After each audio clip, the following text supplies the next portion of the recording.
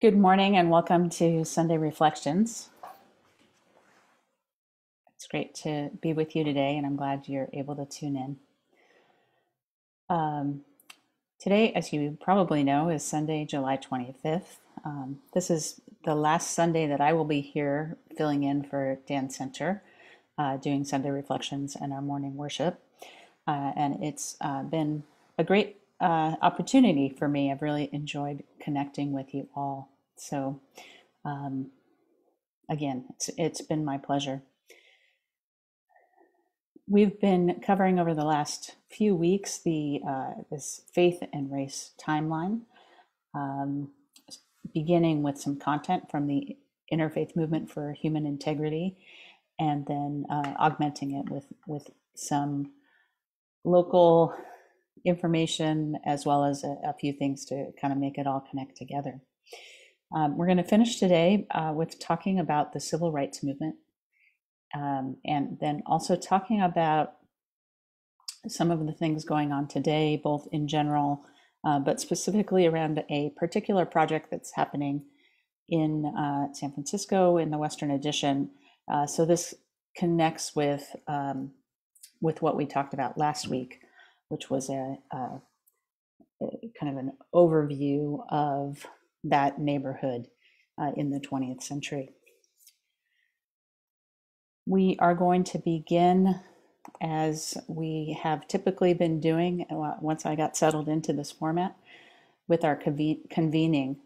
So let me share my screen so that we can join in that together.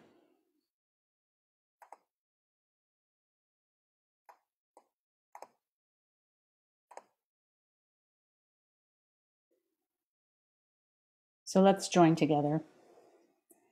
Let us muse over the faithfulness of God, bask in their companionship, meditate upon their sincerity. Let's wax poetic about the nearness of God, ponder where they're close at hand, praise their steadfastness in silence and song. Our God, constant and kind, is worthy of our contemplation, is worthy of our celebration.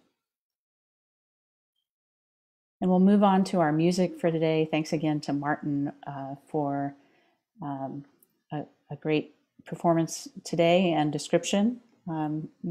It's related to the civil rights movement, so we'll be listening to "We Shall Overcome." And just another note, thanks so much to Martin for recording so many songs over the time that I was here that were related to what I was going to be talking about. It was really a wonderful gift to all of us. And now moving on to the music.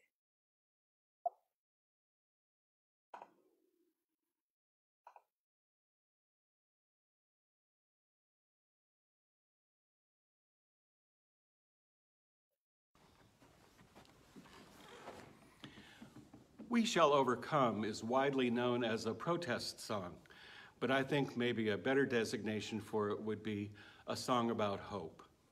It has been sung at protests of all kinds for many years. And the genius of this song is that it is not overly specific. It simply says that we shall overcome someday, and what will be overcome is left to the context of when and where and by whom this song is sung. I like this particular arrangement of "We Shall Overcome" because it contains occasional harsh, dissonant notes which indicate that while we shall overcome, the process won't always be smooth.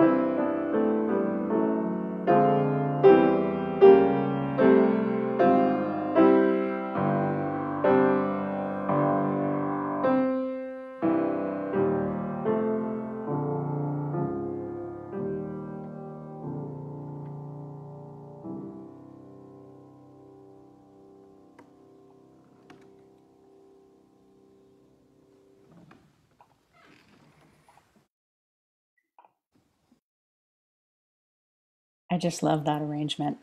Thank you again, Martin. Let's all join together in our opening prayer. Let us pray.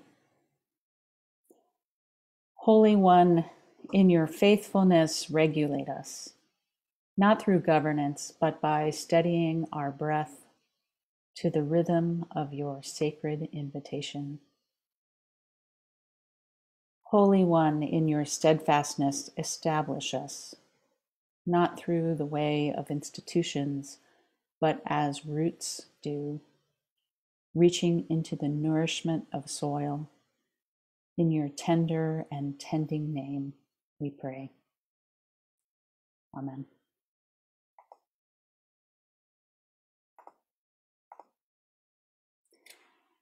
So I'm going to begin with the reflection today, and I mentioned I'd be starting with the civil rights movement. This is one of the modules that's in draft form from the Interfaith Movement for Human Integrity, which is a short piece on the civil rights movement,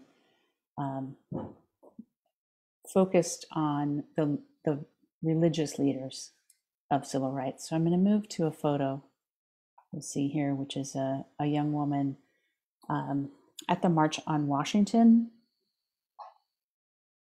which was on August 28th, 1963. So obviously a huge march, and this is just one face from the crowd. And of course, the civil rights movement focused on achieving rights for African Americans. And it began in the 1950s with organized action by Black individuals and groups. And most of you, I'm guessing, know this part of the history, which included bus boycotts, Black, primarily students, coming to sit at all-white lunch counters. So all of this targeting the Jim Crow laws that had started in the late 19th century. This movement was really rooted in faith. It was rooted in faith and a belief that all human beings are sacred,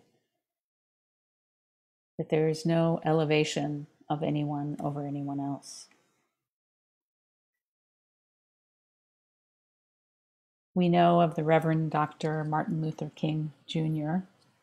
He was an American Baptist minister, and he led the Southern Christian Leadership Conference. Here's a quote from Reverend Dr. King. He believed in, and here's the quote, the dream of a country where every man will respect the dignity and worth of all human personality, and men will dare to live together as brothers. That is the dream. And that's, for us, kind of a familiar approach to what it means to live a life of faith, to live with your neighbors and to treat your neighbors as if they are your own kin. And Dr. King combined persuasive rhetoric. His speeches are phenomenal. I actually own a book of Martin Luther King Jr.'s sermons, which are also pretty incredible. But he combined that rhetoric with community organizing, nonviolent organizing of not only African Americans, but allies of other races and faiths, in particular some Christian and Jewish leaders and some white leaders who were Christian and Jewish joined in. And ultimately, his work led to change after quite a lot of violence and humiliation. One of the other famous religious leaders at that time was Malcolm X. He was a part originally of the Nation of Islam, which was one of those religions I talked about a couple weeks ago when I was talking about Black religions during the Great Migration. He shifted away from Nation of Islam, which was kind of an offshoot, I would say, of Islam, not a central centrally related to classic Islam, and he shifted to Sunni Islam in 1964. Many of us know that his style set him apart from King. He was an advocate for Black rights, Black separatism, Black power, and in this way, different from King, violent self-defense, if necessary.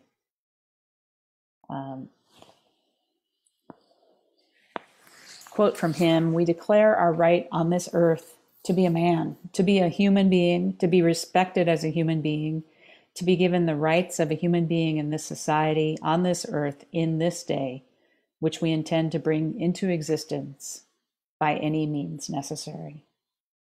So you see some echoes of these two quotes from Martin Luther King Jr. and Malcolm X, where their goals are similar. Malcolm X was more of a believer in a separate society where Blacks could be powerful in their own community, but of course, very different in terms of how they hope to achieve those things. So what happened during the civil rights? I mentioned this is going to be a short introduction to the civil rights movement. The key achievements in this movement were primarily the Civil Rights Act of 1964.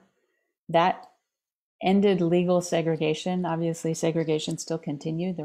There continued to be, but there have been since then lawsuits which have worked against that.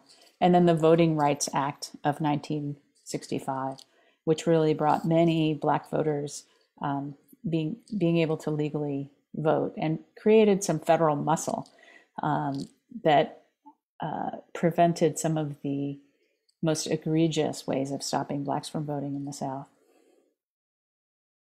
So together that created the possibility for more political power and financial power for Blacks. And obviously there's still a large gap in those ways in terms of political power and financial power, although there are places where that has shifted quite a bit, particularly around political power. Many of you probably know that right now there are some attacks that are focused on limiting voting for, well, generally for Blacks and immigrants and those with lower income. And there have been laws passed that appear to target those groups in Georgia, Texas, Iowa, and Florida, and other states. It's kind of a growing list of states where that's been happening. And of course, while racism and segregation are less overt than in the 1960s, de facto segregation, particularly in housing, which we see right here in Contra Costa County, from city to city, the racial breakdowns are very different. And in towns like Lafayette, where I am sitting right now, it's a very small proportion of Blacks in the community. So that would be an example of de facto segregation, where the historic segregation has just continued. So I'm going to continue on now by talking a little bit about the civil rights movement in San Francisco. I was talking with my partner about this, and she said, well, why don't you talk about what happened in Lafayette?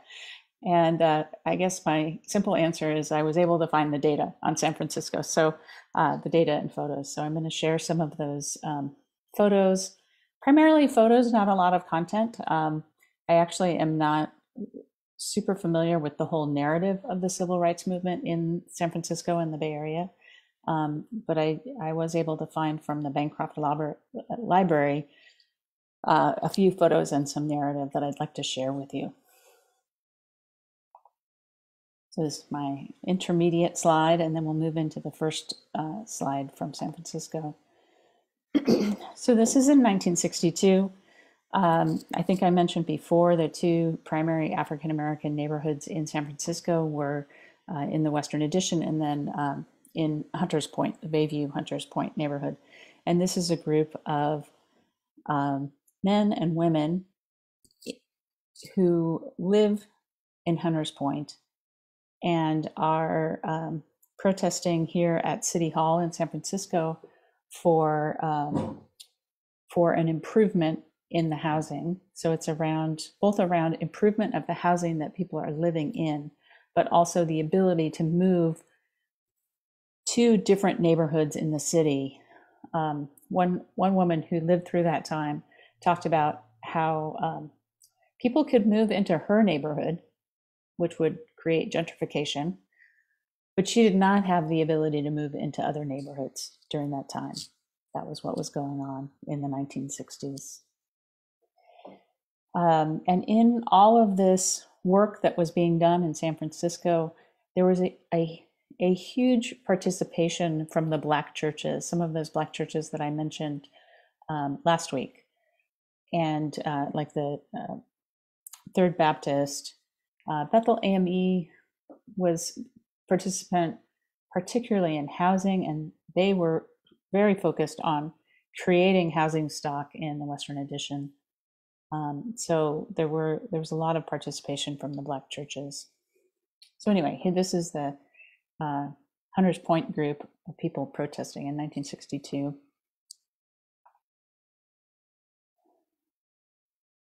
So after the March on Washington in 1963, there was a terrible bombing of a church in Birmingham. And that had reverberations across the country, the killing of those little girls in Birmingham. So this is a shot of a march. It's at the post office building in San Francisco, and it's a large group of people. There were many people who came together for this protest of Birmingham. This was something that happened across the country, and we're seeing it here in San Francisco.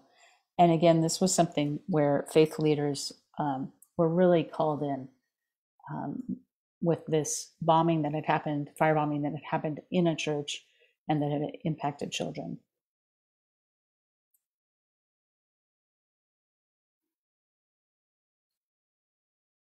This protest, which maybe some of you who are from San Francisco, if you're on today, knew of this protest in 1964. I had never heard about this protest. There were 40,000 people there. It was the largest protest since the March on Washington, which had happened about a year earlier.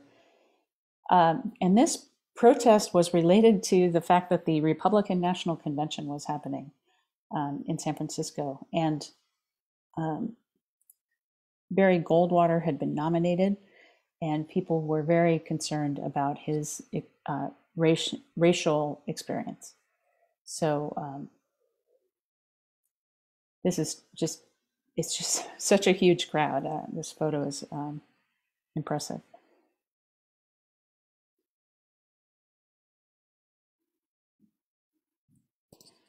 And then a final, I think it's a final, there might be one more, I apologize, I didn't write down all of the photos, but this one is again at City Hall, and these are civil rights groups protesting, and these are in response to the beating on the bridge in Selma. And I am, in general, that Selma march and the beatings that were caught on film, there's a sense that that led to more white people across the United States being involved and being energized around this effort. And you can see that in this, you can see that in this photo. It's one of the reasons that I selected this one out. So these are different civil rights groups protesting in response to this march in Selma and trying to get the federal government to do more. All right, so let's see. There might be one more photo, or we might be moving on. Ah, yes. Okay. So we are moving into a different phase of civil rights. So after those great federal achievements, the Voting Rights Act and the Civil Rights Act, there was still a lot that wasn't happening around some of those things that Malcolm X talked about: financial power, political power, and just kind of the basic ability to live as a human being, being treated in the same way as any other human being.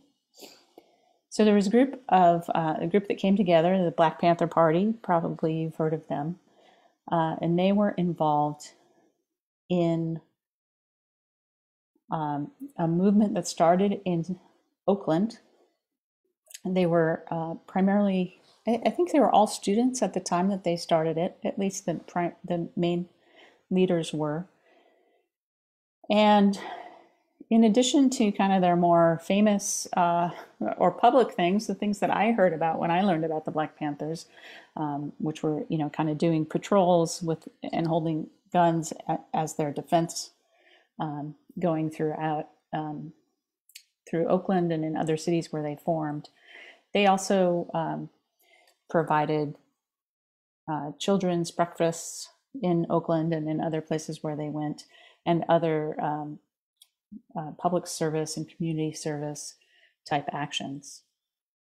I wanted to read for you the 10 things that they were interested in, and I'm just gonna read them to you, and I invite you to think about, as you hear these ones, and you're welcome to pop into the chat about these, the ones to you that make sense, or maybe are things that we all can get behind, and maybe the ones that you bump a little bit on. That's a phrase I've been hearing a lot lately. Things you bump on, things that you're not quite sure how they would work, or that you get a little uncomfortable about. So there's 10 of them. So the first is, we want freedom. We want power to determine the destiny of our Black community. So just an aside, these are really kind of a vision, right? So number 2, we want full employment for our people. Number 3, we want an end to the robbery by the capitalists of our Black community.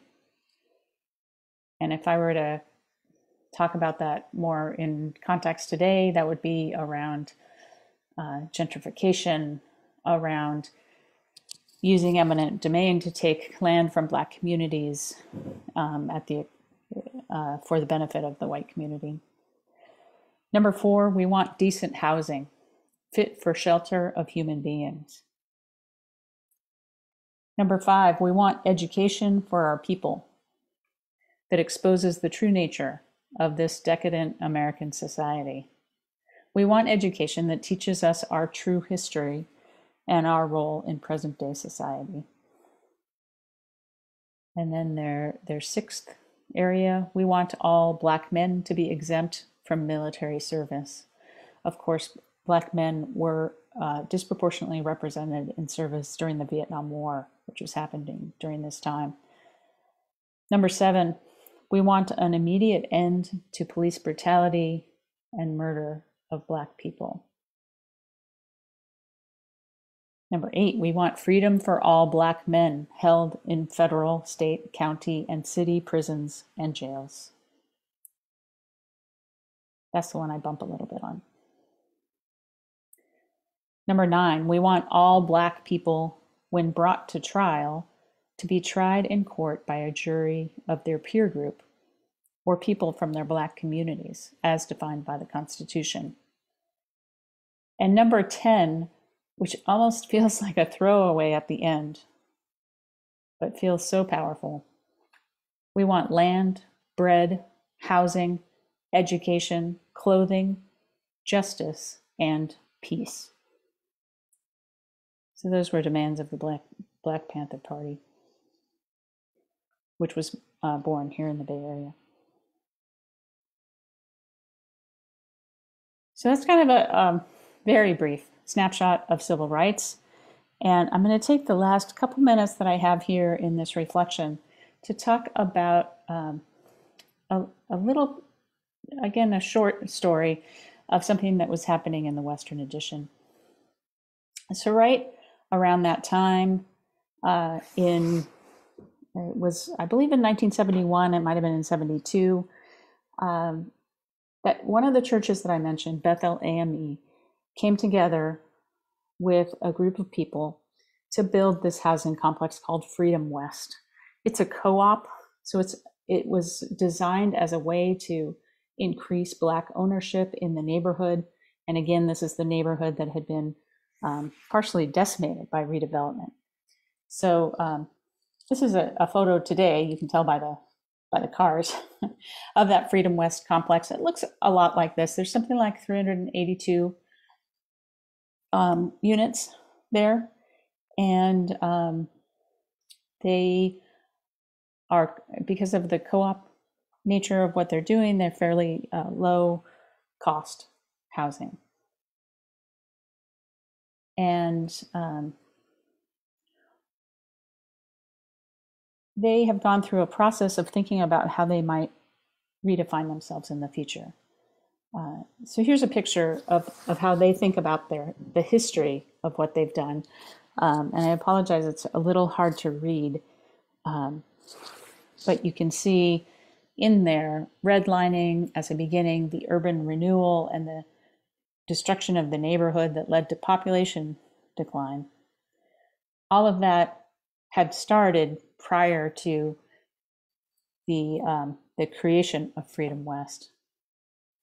And here's a quote from a longtime resident, Patty Scott, who had moved from the South as a part of the Great Migration to San Francisco. And she says, quote, "In the South, because of Jim Crow, if you didn't own your property, people would make you work for free or worse. Landlords would take advantage of women who didn't have the rent. Homeownership is vital to maintaining family, environment, and cultural richness, but in order to achieve homeownership, you have to have good credit, stable resources." She says, "If we didn't have Black churches and pastors, Freedom West wouldn't be here. We were denied loans to fix up properties, so the church sponsored the project. The co-op model and home ownership has been very important for African American community." So starting from there, they started thinking about what they wanted to do with their property and how to change it. So they created these design principles, and you can see some of them as they come along the way. Maximizing community, having a scalable model that wasn't going to break down over time, having racial equity built in from the beginning, designing for wellness for the individuals and community. And then they charted what their vision was for the future. What's it going to be like 100 years from now? They want to talk about the focus on children. They want it to show up as the most successful community in San Francisco. They have great plans for what the new version of this community could be as it's starting to fall apart. When I say it's starting to fall apart right now, the building needs a lot of repair, so they're trying to figure out what to do. So ultimately, what they've decided to do is to create a new version of Freedom West. They call it Freedom West 2.0. And what they're going to do is create units. So there's 515 new residential units. That includes 382 for the original people who live in Freedom West, who will be able to move, have all of their expenses covered, and come back when it's created. So the hope is to not push anyone out, to maintain affordable housing in the area and increase increase the affordable housing units, but also to create some vitality in the neighborhood. So it's an interesting project that is built from this group. So when we think about some of those goals that different people were fighting for along the way, Martin Luther King, Malcolm X, Black Panther Party, looking at Black control of their own destiny and resources, this is an example of that type of project. And I'm going to give you another quote from Maddie Scott as we finish this section. She says, "My past experience gives me hope for the future. I look back on what we've accomplished in a dilapidated Fillmore community when they were tearing down everything and everything looked so bleak. No one wanted to do anything in this community. There was racial injustice and police brutality. We made it through Jim Crow, through drug wars, through redevelopment." She asks, have things gotten better? Yes, they have. 40 years ago, I couldn't say the majority of my people are college graduates, that the majority of them own their homes. Today, I can say that. It gives me hope. Looking back at the pain, hurt, suffering, racism, bias we pulled through, I went through not being able to sit at a lunch counter to being able to go into any restaurant and eat. I couldn't go to a white school. From where I came from to where I am now gives me a lot of hope for the future. There are people of every color where I live. When I see protesters, I see hope, justice. I see my community. Everyone is screaming justice, equity, fair housing, affordable housing to pull down racism. Everyone is out there now. That gives me hope. Gives me hope for Freedom West. I have hope that everyone will want to live here. We have to keep hope alive and be dreamers. And here's the faith connection. She says, Freedom West was born from true faith in God and a vision. Without vision, the people perish. Faith without works is dead, and we will remain faithful in God. And then she mentions the pastor who helped the original work there, Reverend J. Ostel Hall.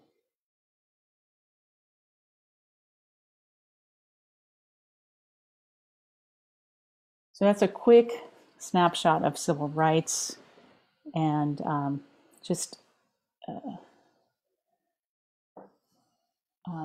really think this representative of hope and what hope can look like, and how hope happens. Hope happens when people are acting on their hope and on their vision, and that's a part of being a person of faith. So thanks again for being here this morning. We'll just do our couple closing things. I'm going to go through the announcements. The first announcement is about me, which I already mentioned. Today's my last service. I will also be here at 11 o'clock. And then Pastor Dan will be back on August 1st. The other big event on August 1st is our celebration of Skip Ordway, who has been such a great admin manager here at Oslc. There's still time to contribute to his retirement gift, and please do that as you are moved to do so. A couple other things that you'll see in your emails of announcements, and I'm just going to mention it. One, we are definitely still looking for worship volunteers as we have more worship happening in place, and more people are coming to services, more people are feeling comfortable coming. So we need ushers, communion stewards, and greeters. Please reach out to Martin at oslc.net in order to pursue those opportunities, which it's just wonderful to have an active community participating and leading worship. And then a couple other things. One is Mobility Matters, which uses space in our facility, is looking for drivers. And so you can go to their website, Mobility Matters CC, which I think stands for Contra Costa.com. And then finally, there's a widowers recovery group that will be starting next month. It's going to be meeting at the Lafayette Orinda Presbyterian Church. You need to register in advance. So in your email from the church this week, you have some contact information. All right, we're now going to move into our closing benediction. And again, thanks so much for these last, I guess it's been a few months now. It's been a pleasure to be with you, and I appreciate all of your contributions as well. And now, go forth in the spirit of the near one, who nourishes us and calls us to our true selves. Go forth witnessing divinity in the presence of people and beings around us. Go forth honoring how you embody the holy, that together our shared lives might create a poem of purpose and possibility. I hope you have a great day and a great week.